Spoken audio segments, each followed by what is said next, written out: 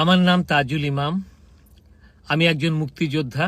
১ নম্বর সেক্টরে ১০৮ নম্বর গেরিলা প্লাটুনের টুআইসি এবং ভারপ্রাপ্ত কমান্ডার হিসেবে যুদ্ধ করেছি। আমি কখনোই সরকারি অথবা বেসরকারি কোনো রকম সুযোগ সুবিধা অথবা ভাতা মুক্তিযোদ্ধা হিসেবে গ্রহণ করিনি, কখনো দাবিও করিনি। কিন্তু আজ নতুন প্রজন্মের কাছে আমি একটা দাবি নিয়ে এসেছি। মুক্তিযোদ্ধারা চলে যাচ্ছেন, অনেকেই চলে গেছেন নীরবে নিঃশব্দে। আমারও দিন ফুরিয়ে আসছে।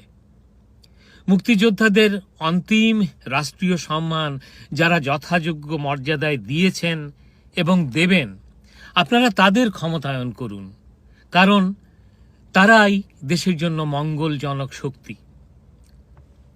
আপনারা তথ্য সমৃদ্ধ প্রজন্ম, নিশ্চয়ই জানেন আমাদের দেশের বিরুদ্ধে পরাজিত পাখিদের সক্রিয় ষড়যন্ত্রের কথা।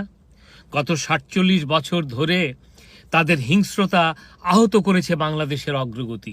রুখে দিন তাদের, যারা স্বাধীনতার শত্রুদের সাথে হাত মেলায়। শেষ প্রার্থনা, অন্তিম শয়ানে যাবার আগে আমার কফিন যেন ঢাকা থাকে বাংলাদেশের জাতীয় পতাকায়।